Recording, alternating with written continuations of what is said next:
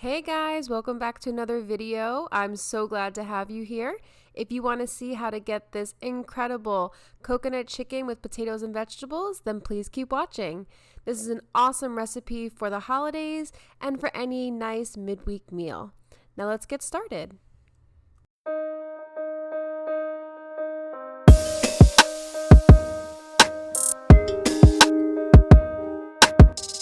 And we are searing chicken thighs yet again. I love the seasoning I put on these. It's garlic powder, onion powder, paprika, red pepper flakes, and some dried parsley.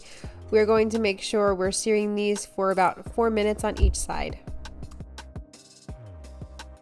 And we're not going to overcrowd the pan. We're going to make sure that these chicken thighs get a really nice sear since they are going to be sitting inside of a broth, not only on the stovetop but also in the oven.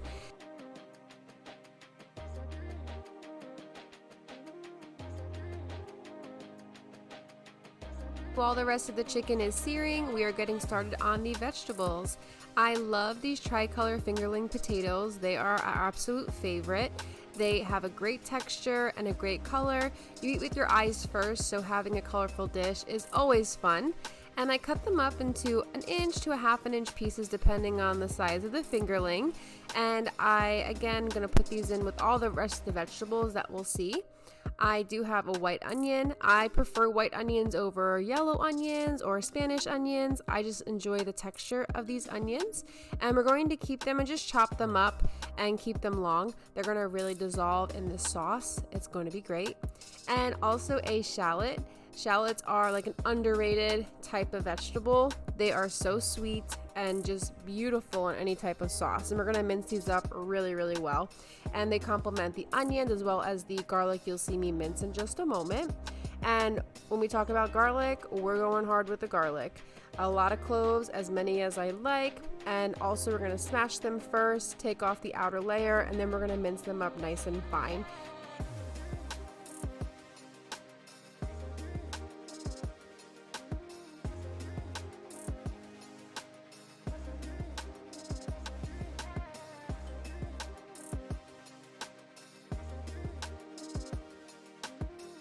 And after the chicken is fully seared, we're going back to that pan to make sure we're using all of that delicious olive oil and chicken bits for the most flavor. We're going to be sauteing that onion, garlic, and shallot mixture, and we're going to cook this until it becomes translucent. This is going to take about 5 to 7 minutes, and I'm using a low to medium heat so we don't burn the garlic. And since the olive oil is already a bit warm, we want to make sure we're doing this gradually so we don't burn that sensitive garlic, and shallots too. Those burn super easy.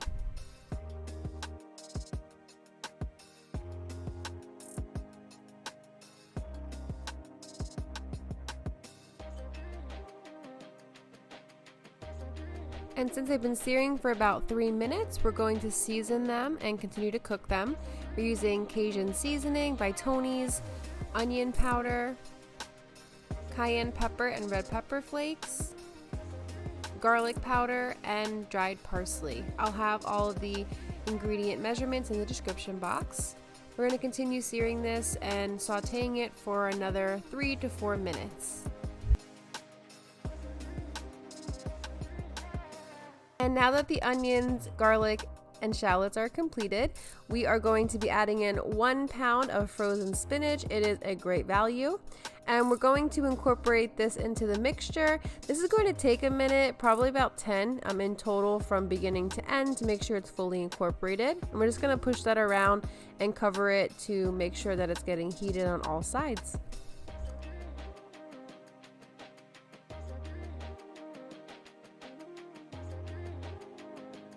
And here is one of our favorite ingredients, sun-dried tomatoes.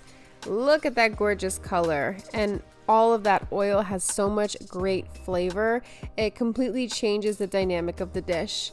You can definitely opt out of them if you'd like and maybe put in just some cherry tomatoes, but the sun-dried tomato mixture was just perfect. And we're gonna saute this again until everything becomes fully incorporated.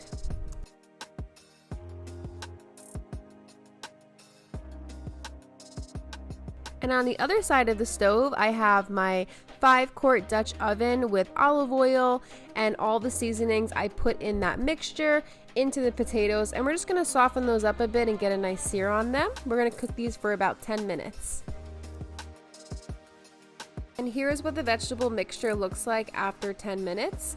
We are now going to add 1 16-ounce can of full fat coconut milk.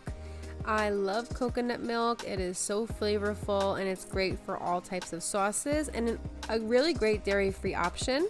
And I'm just going to make sure that we place this on a simmer. We're still on low to medium heat throughout this whole process. We're going to make sure everything is gradually heated so nothing burns.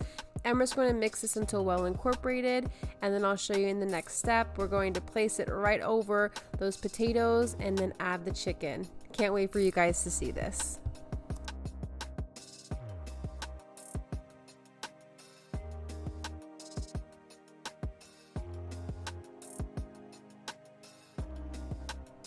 And now that the potatoes are seared for about 10 minutes, we're going to add about 1/4 of that vegetable mixture right on top.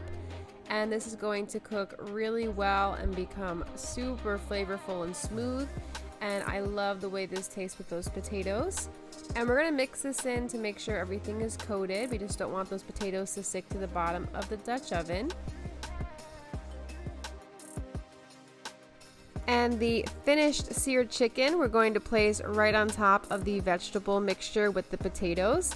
These are going to become so soft and so delicate through the stovetop and also the oven process. We're going to put 6 of them in here, and we're going to then put in all of those juices from the plate. You guys see me do this on almost every single video. We don't want to forget those awesome flavors.